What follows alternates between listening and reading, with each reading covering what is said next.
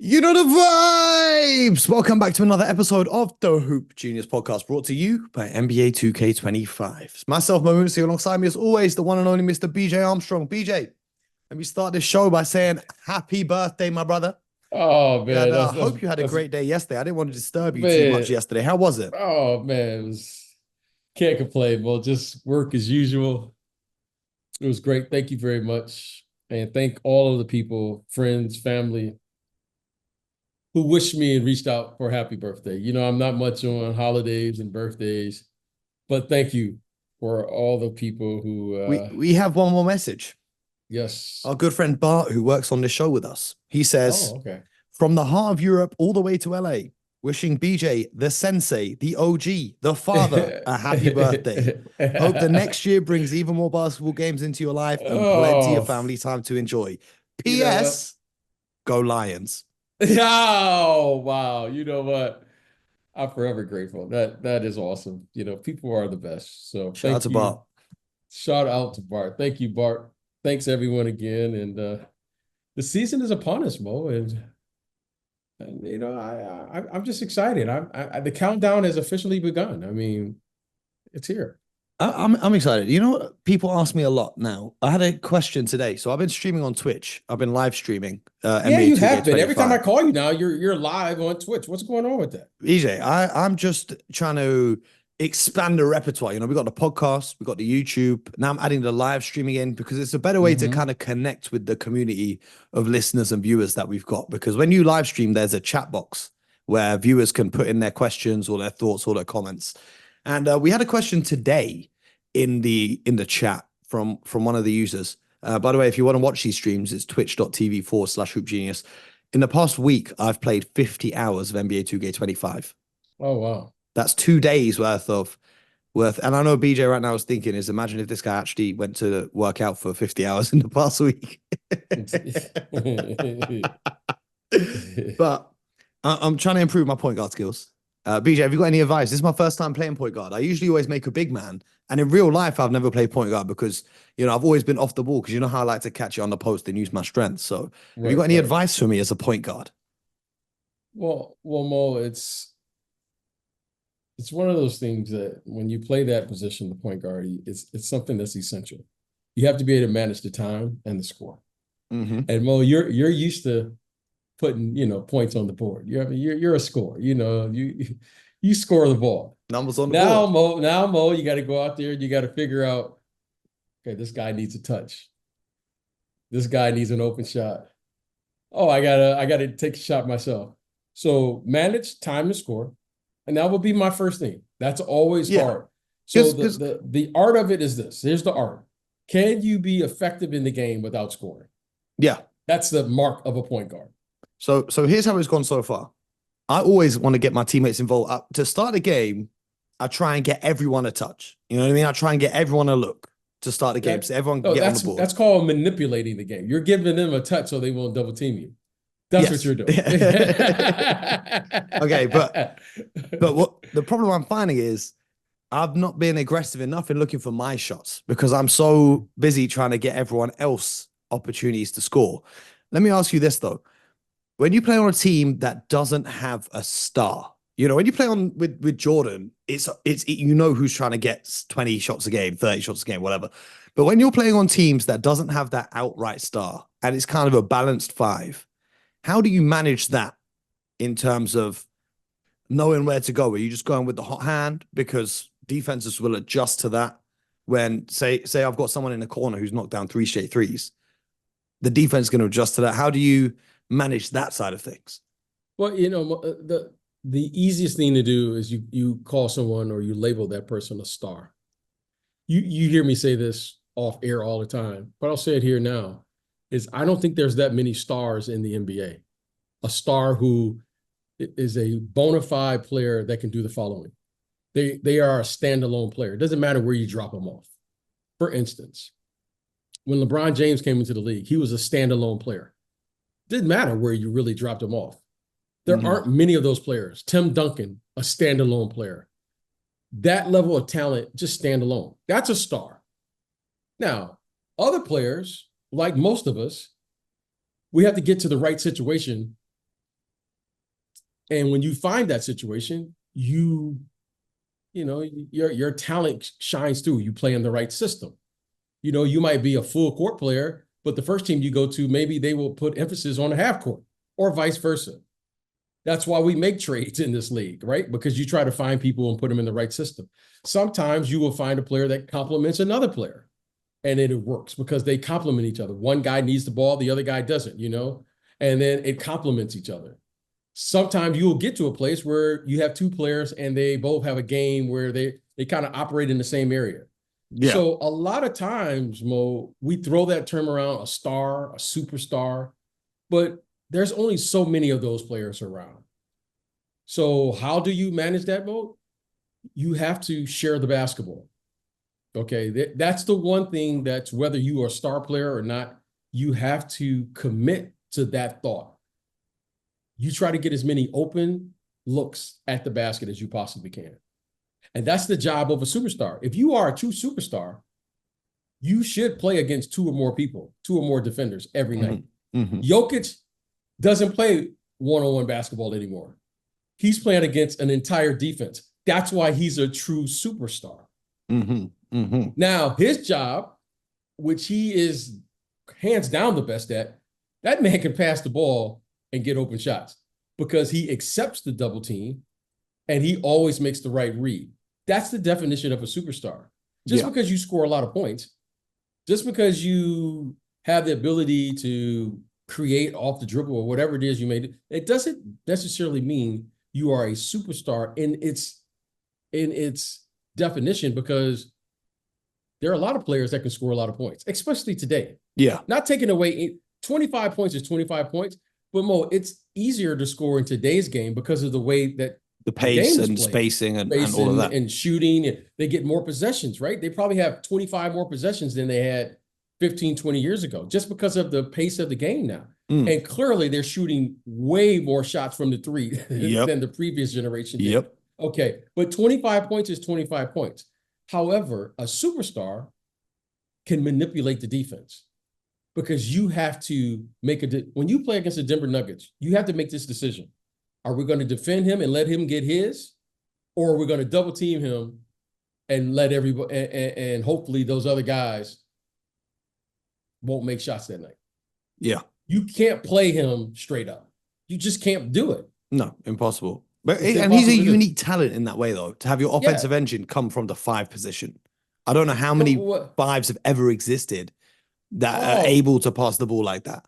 Well, you pass the ball from this standpoint.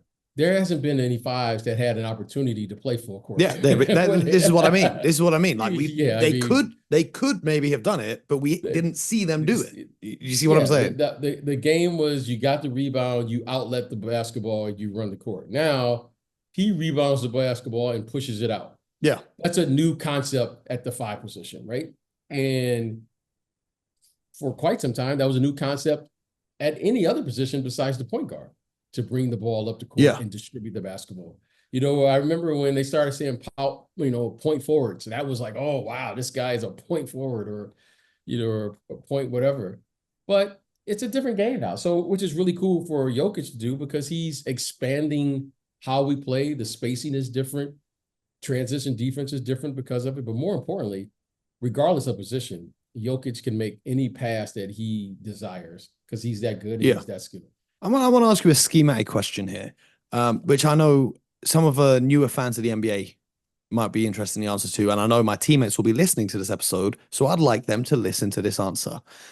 When you're going up against a 2-3 zone, BJ, what's the best way to beat that zone? Well, you always got to put people in the gaps, right? So if it's a 2-3, you got one guy that's dividing up at the, where the 2 is at. Then you got another guy on the wing where the wing and the forward is at. And you got to attack the gaps. You have to get penetration in the zone, right? You have to divide. When I say divide, you have to figure out where the gaps are, penetrate the gap, and then be a willing passer, right? Because the zone defense is designed to what? To force you to just take the first shot available. But if you penetrate and move the zone, in theory, you should have better rebounding position, because you're not boxing out you're a man, you're just boxing out a position on the floor on the defensive end. So, it's kind of a cat and mouse game. However, if you're going to play against that, you have to get into the gaps and take advantage of that, and then be a willing passer once you get into one of those gaps. And also, if it's a player who's off the ball, do you want them cutting through those gaps and causing some movement to force the defense to have to think rather than just the person who's got the ball? Well, what you would like to have, Mo, is you would like to have a sound offense. You would like to have sound offensive principles. And those principles will look like the following. A sound offense is designed, or should be designed, where you have the opportunity to pass the ball to all 4 of your teammates every single time that you get it.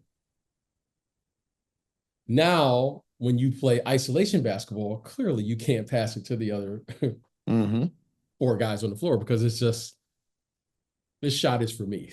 That's what it basically is. But when you have a sound or principled offense, it's designed so that you can take advantage of whatever the defense can't take away every option. That's why great coaches, great teams all practice the same thing. They are fundamentally sound. We will, you hear coaches say, read and react. You have to read the defense and you react accordingly, but you have to have fundamentals in order to do that. So when you're playing against a zone defense, when you're playing against a good team, you want to have a sound offensive set that will allow you to pass the ball to all your 4 teammates, clearly be a threat on the offensive end. But more importantly, you have to have the skill set. You have to be fundamentally sound to be able to make the proper read, whatever the defense does.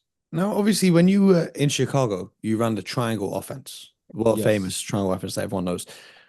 When you were coming into that Chicago setup, and that was first introduced to you, because people often hear about NBA players having to learn hundreds of different plays and so on and so forth. How long did it take you to feel like you fully got it and could operate it as the point guard of that team? You never really get it because you've never seen all of the defensive schemes.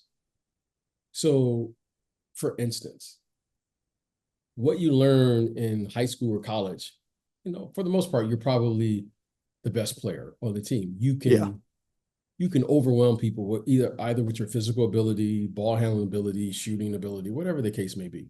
But when you get to the pros, every player is gifted in their own special way.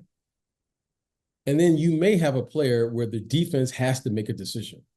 Now, we call those players superstars. I was just fortunate enough to play with a guy that every team in the league had to compromise their defense in some capacity. So what does that mean? That means that the team had to make a decision. If you play this player one-on-one, he'll score 50 points and win. If you double team him, he will be able to create offense for his teammates. Mm-hmm. Either way, we never had to worry about getting a shot. Pretty sweet. Okay. It must be nice. So now your ego can tell you, oh man, I'm running an offense. I did this. No. The truth be told, we played with the player that compromised every defense. That's just that's why he was a superstar. Every night, Mo, I never wondered like what the defense was going to do. It was just like, okay, I'll just wait to see what you're going to do. Oh, they're not doubling. Well, okay, this guy's going to score 50 tonight. Okay, they're doubling. Okay, I got to score 10 points in the first quarter, so the coach will be like, oh, God, if he scores 10 and the other guy gets 35, we have no chance to win the game. And every night, you had to figure out who had the hot hand. So the reason I'm sharing that is because I would love to tell you that if you run an offense, just because it has sound principles, you still got to have the players to execute it. And every player provides a unique skill to the offense. So for instance, if I'm a point guard on a team and the way that I played in the NBA, one of the things that teams would defend, they would say like, this guy can shoot a little bit. Okay, so the offense would look different than if Jason Kidd, for instance, was running the offense. They would say, this guy's a great passer. This guy will push the pace. This guy will do. So every offensive set or whatever you're trying to do, it has to have the flexibility to be able to utilize the skill set of that particular player. So those Bulls teams that I played on, for instance, every team couldn't run that offense because every team didn't have a player who could compromise the defense like he could. Yeah. In addition to that, we never worried about getting a shot within 5 seconds. Why? Because that's what he was an expert at getting the ball and getting a shot off at 5 seconds or less. Yeah. That's an art. Okay. For instance, the late Kobe Bryant, incredible. Tracy McGrady, another guy could do it. Allen Iverson, like Paul Pierce. Yeah, Paul Pierce, the truth. He could do it. So there's 3 types of shooters. You got to figure out which one you are. You're a guy who creates shots. You're a guy who can make open shots, or you're the third type of scorer. You can't shoot. Okay? That's a bar. Yeah. So once you figure out how many of those guys you have on your team, then it is our job as a decision maker. We started off this conversation as a point guard. Well, I knew not to throw the ball, for instance, to Bill Cartwright with less than 5 seconds. I also knew not to throw the ball to Will Perdue, for instance, in less than 5 seconds. But we happen to have a couple players who I knew were capable of doing that, and all we had to do was give them the proper space to do that. And what did you do, though, when you went on to teams where you didn't have a guy that you could trust with the ball with less than 5 seconds? Well, you hear coaches say it all the time. It's early in the season. I love it. It's early in the season. Translation: we don't know what we're doing yet.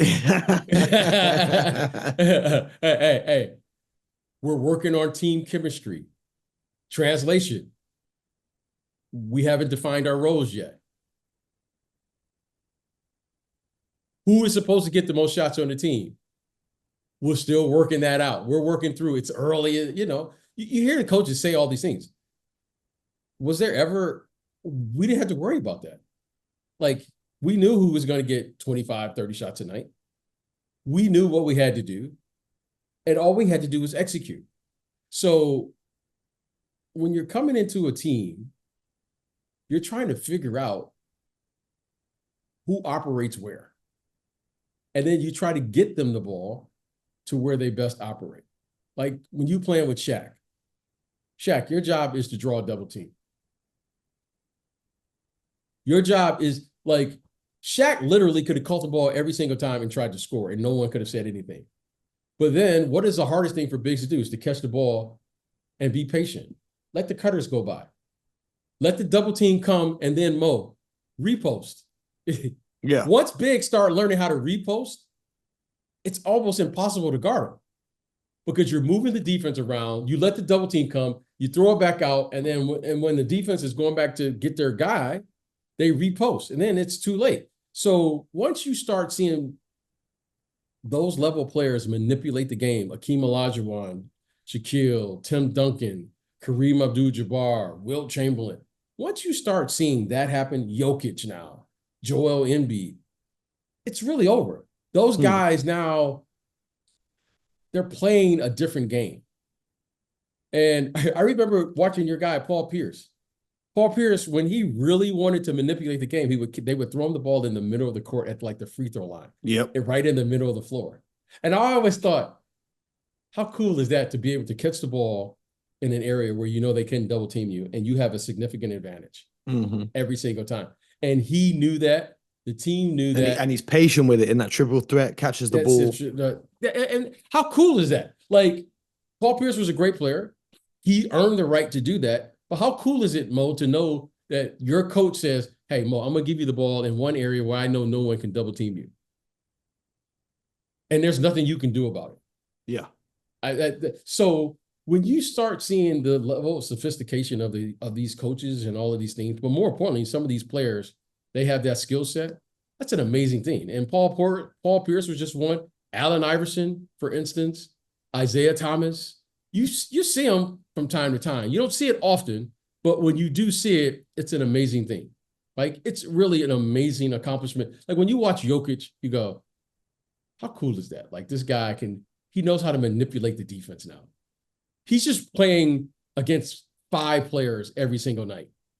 Yeah. And that's an amazing thing to play against because he's really that good. Yeah, absolutely. Well, let me take this back to the first question I wanted to ask. Is we got a question in the chat today on Twitch about the most improved player award, Mhm. and I have some level of issue with the most improved player award Okay. because the favorite this year to win it before the season begins is Victor Wembanyama, and Ja Morant's won this award before, and I think that the most improved player award has lost its meaning.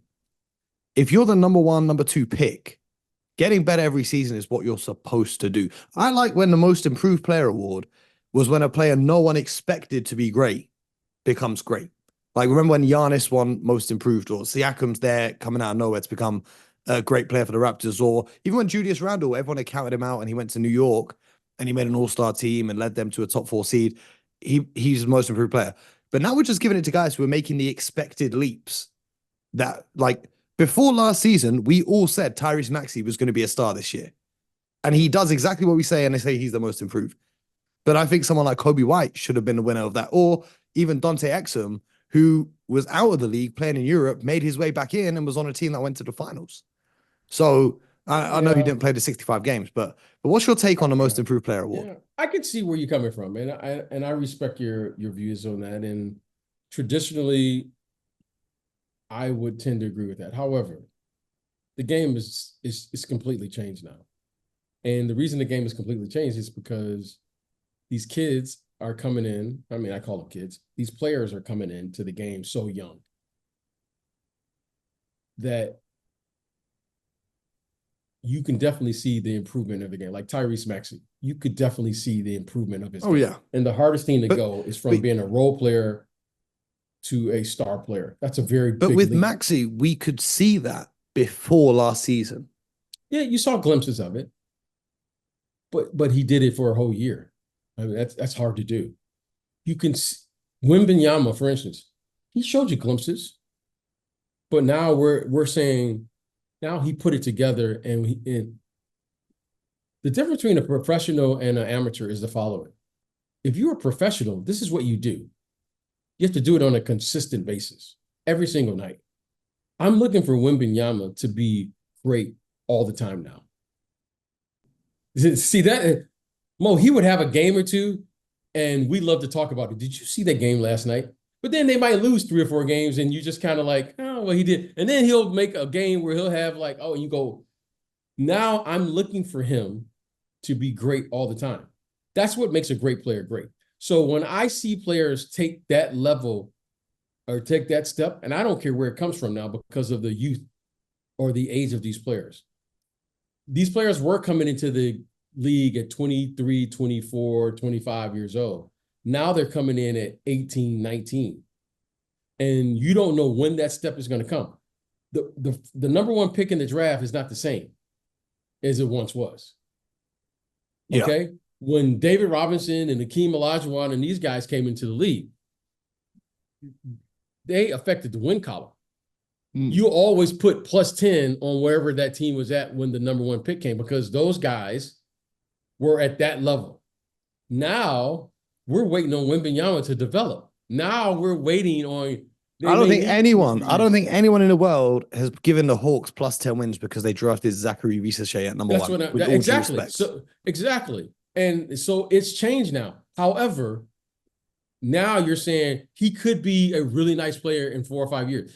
That wasn't the case when Patrick Ewing, Shaquille O'Neal, and those guys came into the league. Okay. So it's a different league. The way we evaluate players are different. The expectation is different. And because of their age, you don't really know who's going to be good because you're only getting a sample size to evaluate the players now. Okay. We can get a Jokic now in the second round. That was highly unlikely to happen years ago. With that being said, then, BJ, who is your prediction for most improved player this season? Is it Wembanyama? It could be. It could be. It could be him this year. I'm looking for him to take a step. I'm looking for all these young players to take a step. I'm looking for, what's the kid? Chet Holmgren. Chet Holmgren is probably going to take a step this year. But I'm really looking for the kid from Charlotte. What's that kid's name? LaMelo Ball. Brandon Miller. Brandon Miller. He's a player who could take a step. Like you saw glimpses last year, even though they, and but you saw a glimpse. Him to, because that second half of the season for him. I remember Mikal Bridges, for instance, in Phoenix. He just took a jump. It's all of a sudden he was a nice player and boom, he took a jump. Okay, so you see this all the time. I remember when Giannis took a jump. So you see Lauri Markkanen wow. I mean, now that was a well-deserved Most Improved Player award. Yeah, he was like everyone. No one even cared about his trade, and then he comes out and becomes an all-star. Now that's the essence of the award. So you see this. We talk about Isaiah Thomas, for instance. Yeah, he should have got it back 1 year. Yeah, I mean, you see this from time to time. I remember our good friend Jamal Crawford. Like, these players, it just happens. You don't know when it's going to happen. However, when it does happen, it's a beautiful thing because now you take the jump from becoming an amateur player to a professional player. And you just never know when that's going to happen for a player. And that's what I love to see. So, but Wembanyama, I want to see him this is a big one for me. I'm going to ask him to be great every single night. That's why you have to respect Jokic and Luka Doncic.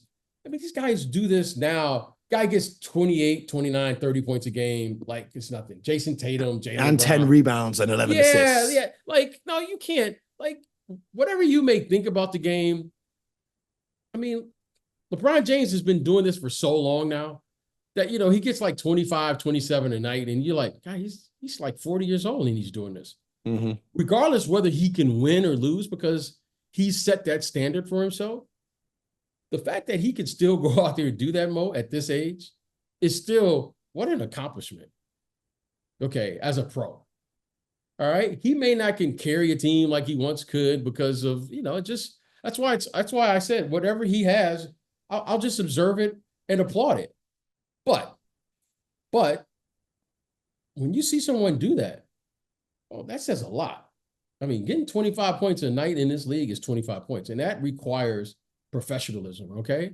And, I give those guys all the respect because it's hard, Mo. It's really hard to win in this league. That's another episode of the Hoop Genius podcast, which will be. You know what I wanted to talk about, Mo? I wanted to talk about. Now you tell me at the end, but before the show, when I said what you want to talk about. I had something. I want to say this right now. I just want to say this and throw it out there. I love the optimism in the air at the beginning of the season, right? This is one of my favorite times of the year, believe it or not, is prior to the season because everyone is so optimistic about their chances of winning. Oh, this team is going to be good. Oh, this team is going to the playoffs. Oh, this team is going to be in conference finals. But I want to talk about our Knicks for a little bit. Now we should wait till Scott's on the show. Well, yeah, we can, but I prefer just you and I because of how close Scott was to the situation. Okay. The Knicks made it to the semifinals against the Pacers last year. They literally every player was just unhealthy at the end. Yeah. But this year they're coming back with Julius Randle, who is arguably up until last year, who's their best player. Arguably. Yeah, up until Jalen Brunson became the star that he is now. Yeah. Yes. Okay. But it's going to be fascinating to watch this integration. And they've added Mikal Bridges. Of what they're going to do. This is going to be fascinating to me to watch. Because these aren't just like role players that are coming in. Julius Randle was, is he like a 3-time All-Star now or something like that? Or somewhere around there? 3-time, 4-time maybe? Yeah, okay. I don't know. And then you have clearly Jalen Brunson now, who he's a star. You have Mikal Bridges, who's coming in. We have DiVincenzo, right? OG. And then we have OG there. We have Josh Hart there. There's a lot going on with this team. And I am fascinated to see, because we know this about Coach Tibbs. He has his guys, and he plays his guys. But he has a lot of guys now. Yes, hopefully he can get the balance to keep everyone healthy for the playoffs. Yes, and whatever that is, it's going to be fascinating to watch how this plays out in real time. Because Make no doubt about it. I don't know how it's going to play out. I agree with everyone saying on paper, I think this team is the second best team in the Eastern Conference.